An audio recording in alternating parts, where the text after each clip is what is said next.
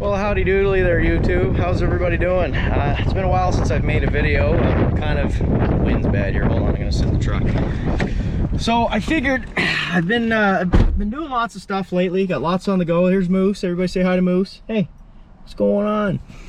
So I got lots on the go. A couple of new projects. I know I've updated a few people on what I got going on, but lately I've been really giving her on the General Lee. It's been a long time coming, and quite honestly, I'm fed up with the fact that I haven't got it done. Just life gets in the way, and I don't really have a good enough excuse, so I'm just gonna leave it at that. But I'm here at my buddy's shop right now where the General Lee is currently sitting. We got the floors all cut out of it. The front floor pan is completely out. We'll be replacing that. We'll be repairing the torsion bar cross member is kind of rotted out toward the basically where it meets up with the rocker panel. It didn't really make sense to replace the whole dang thing. My buddy's capable of repairing it as it sits, so we're just gonna try that. And then inner rockers, some spots are a little rough. We're gonna do some stuff to it that we're gonna strengthen some things, make it a little better, and hopefully I'll have the car back at my house in no time so I can start working on the wiring and cleaning up the rear floor pan.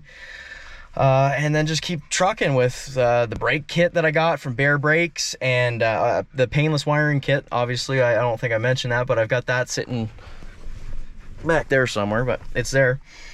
And yeah, I've got currently 6 vehicles in my possession. I've got my 96 Dodge I'm sitting in right now.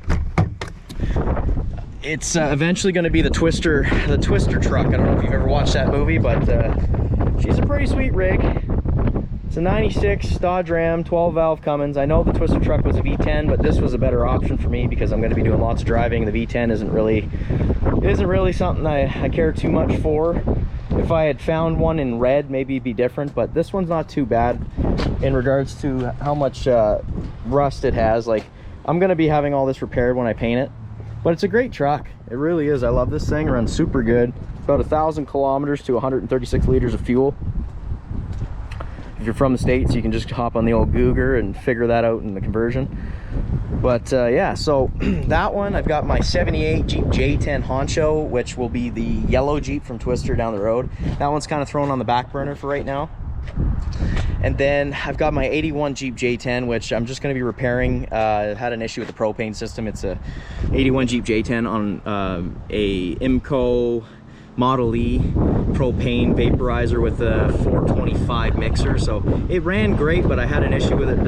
It was running bad, and then I haven't really dug into it much further than that. I think there's an issue with the mixer. It's not getting fuel. It's got sparks, got everything else. But yeah, so I'll take you guys into the shop and I will show you kind of a little quick update on the Charger. And obviously the further along the lines I go, I'll film that. I've been really bad with filming stuff while I've been working on it, so it's frustrating, and it is what it is. But yeah, we'll squeeze in there and take a peek.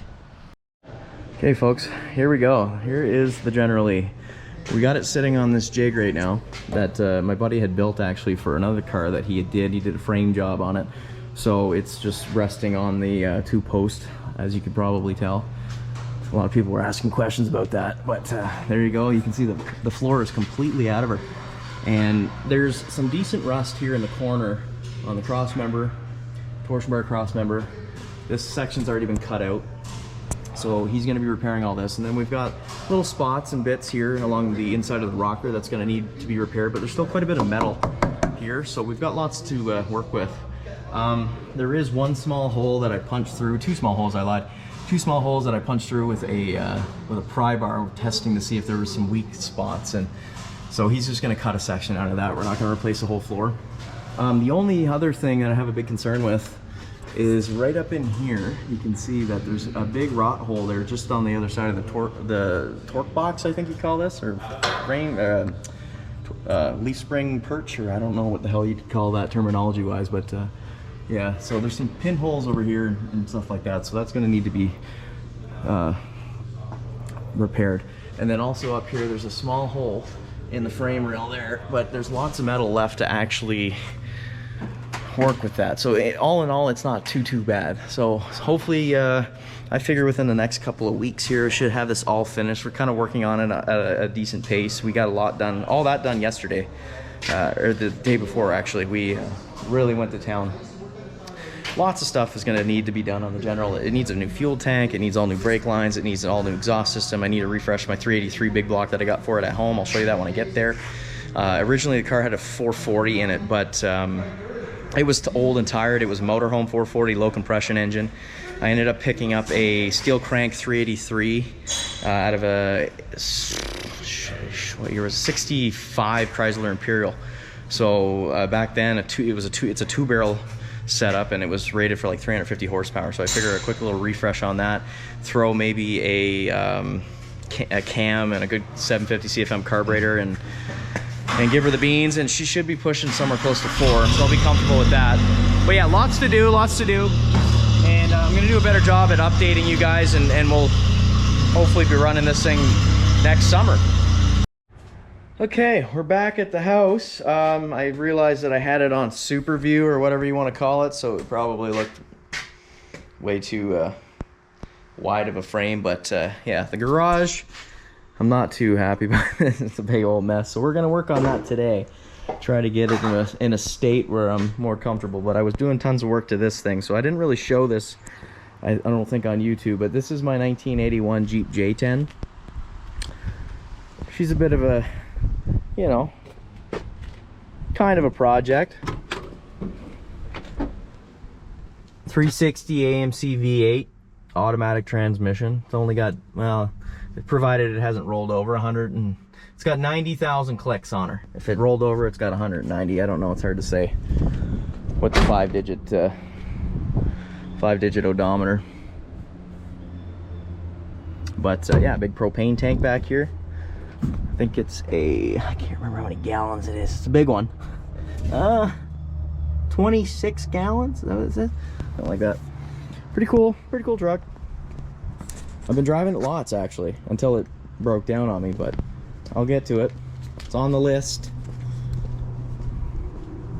Missing a chunk of the grill, which kind of sucks.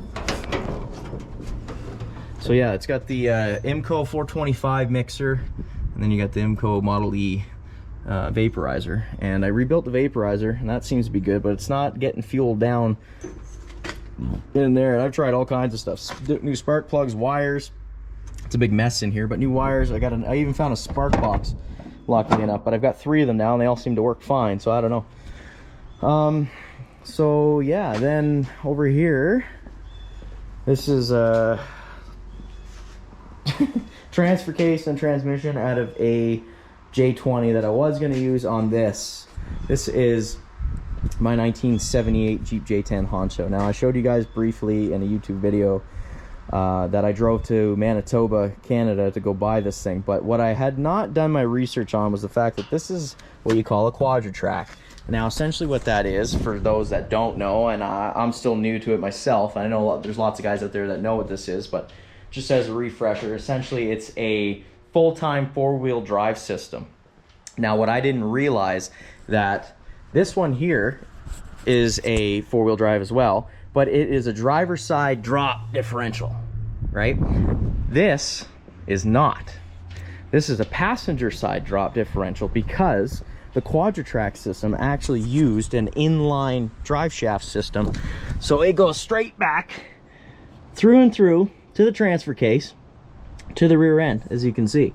So that's not going to work. I pulled all this junk out. I got a lot of it back here too. I've got the clutch pedal assembly, the drive shafts, the cross member, the motor mounts, everything to basically swap this one here, which is a inline 6 4.2 liter, I believe. Come on. So, you know, it's all right. It's cool, I guess, but I'd rather have a V8 in this thing. This thing is way too cool to not have a V8 in it. I mean, look at it. It's just a badass looking truck. That patina kicks ass.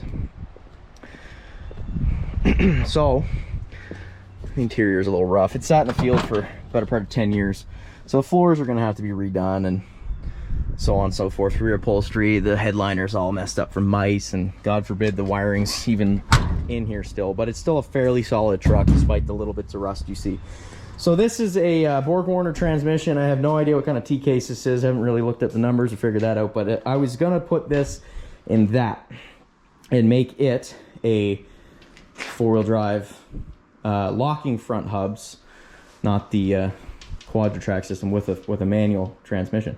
But that is not going to work out for me, unfortunately. So I'm going to have to try and track down something else. I don't really want it to be a quadra-track anymore because I'm not a fan of that, but we'll see. That like I said, this is a back burner project. I'm not doing anything really with this right now for quite some time until the General Lee is done. Anyway, this here is the 65 383 steel crank that I'll be running in the Charger. This is the 440 here that was in it. So I'm gonna do a little switcheroo, get this on the stand, and I'm gonna start cleaning it up and getting it ready, and hopefully have it in the car sooner than later. And I guess while I'm at it, we'll go take a little look at Barb. Barb's, for those that don't know, Barb is my trusty steed. I've had her for quite a few years now. She's a great truck. It's a 93 Dodge Ram W250. It's got the 5-speed manual transmission. It's got all bells and whistles, but it's leaking oil. It's got creaks and crunches, and the rust is really starting. I'm kind of upset about this. As you can see here, it's really starting to be prominent. So eventually the fender is gonna have to get redone. It's just, I drove it in the winter time and it's starting to catch up with me. The clear coat on the hood is almost gone. I mean, it is gone. The paint's almost gone. You got some rust spots showing up on the bumper. Like, there's lots of little things that's gonna need to be redone on this truck as well. But it runs, it drives, needs lots of little knickknacks. We'll get to it eventually. The rack looks like shit. I gotta powder coat that. But it's all stuff that's really not necessary at this point. Realistically, I want to get, you know, I've got all these vehicles. I own 6 of them right now, which is kind of ridiculous. But this is a running, driving, great truck, no issues.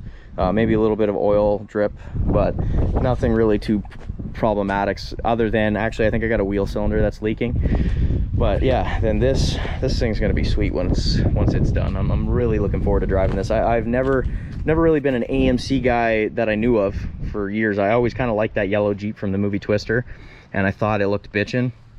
But the more I look at it and the longer I've had it, I realize how much I love the AMC Jeeps. They're just a kick-ass looking unit. They just look really, it just looks cool. I don't know, it's got this mean muscle truck look. And I'm really looking forward to starting that project down the road. And then once this thing is painted red and all done up again, it's yeah, I'm pretty stoked. We'll be building a Dorothy for the back too, which will be awesome. But this is getting sold. I'm gonna get it running again, and I'll be getting rid of this thing to make more room, and hopefully start getting some of these projects done, because I kind of overwhelmed myself. I won't lie. It happens. What do you do, right? See, the way I see it is, lots of vehicles have been climbing in price, and the longer you wait to buy something, the harder it is for you to buy it down the road, right? Everybody gets that once in a lifetime deal. You get a good deal on a truck or a car, or, you know, through a family friend, or maybe even just a family member itself. But to own one of these right now, a second gen in Canada anyway, a clean example, like a fairly clean example, maybe a little tiny bit of surface rust, you won't be spending a whole lot less than like 10 to 15,000 bucks is the asking price right now on most of the buy and sell websites, which kind of blows. So for anybody who's just looking to get into a diesel truck, they're going to be hurting pretty bad. Barb, to get a first gen right now in a clean example, you're going to be spending close to 20,000 bucks. They are climbing in price. It's just, they've become way more popular ever since a lot of the emission laws have come out, and a lot of the newer trucks. I mean, to get yourself into a fully loaded, you know, 5th gen Cummins, you're looking at, in Canada anyway, about 100,000 bucks, $90,000. And then if you do tires and a lift and little add-ons, maybe some kickback mud flaps, you're well over $100,000, and that sucks. So if you can get them now, do it. That is the plan. Like the Honcho, I got a really smoking deal on that. I don't even want to tell you guys what I paid for that thing, because it's going to make you shake in your boots. I got a smoking deal on that truck. This Jeep, not too bad too. I didn't pay too bad on that. Barb, I paid 10 grand for Barb, and that was 4 years ago. That truck right now is easily worth 20,000 bucks. I wouldn't have an issue. It's low mileage. It's only got like 280, 279, 280, something like that. This one here has actually only got 279. It's pretty good. Low mileage for what it is. Kilometers, that is, by the way. But yeah, so if you're getting into older classic trucks or cars and stuff, now's the time to buy it. Like, I know you might be stressed out for cash, or you may not have all the money, but just keep saving and buy them now, because they're only getting more expensive. They're only going to keep climbing in price every single day. These older vehicles really have become more of an appreciating asset. So yeah, don't wait. Get them while you can, buy them up. And that's kind of why my projects have been subsided quite a bit, because I keep buying more. And then, you know, for every vehicle you get, you got more issues you got to repair on it. You got more stuff you got to fix. You got more stuff you got to research, more stuff you got to buy. It's just it's a never-ending process. But get them while you can and kind of just pick away at them as you go. Obviously, don't go to the lengths that I did by buying 6 vehicles and then trying to juggle. I even have this thing I've been meaning to get on. This is a 1980 Kawasaki KL250. Thing's a treat. It's a survivor bike. It's in pretty good shape. It's even got, I think, the original tires on it. It's still got the nipples on some of the tires, on the tire there. So I don't know if they're original. It looks like they are, but it's a good looking bike. It really it stands out. Everything about the older stuff just kicks ass to me. I really love this stuff. So hopefully one day this will be an on the road kind of, you know, just go for a spin on a Sunday and hit up a trail somewhere. Good old street trail bike from the 80s. So yeah, that's pretty much gonna sum up my little update video. It's nothing crazy. It's not the most exciting video to watch from me for sure, but I figured I owed you guys a little bit of an update on what I'm doing and what I'm planning. And yeah, stick around. I'm gonna have a lot more General Lee content coming soon. I might have a big road trip planned here with the 2nd gen. And yeah, I guess that's pretty much it. Thanks for watching. If you liked the video, give her a thumbs up, toss a comment on there, and tell me what you think. You guys have a good one.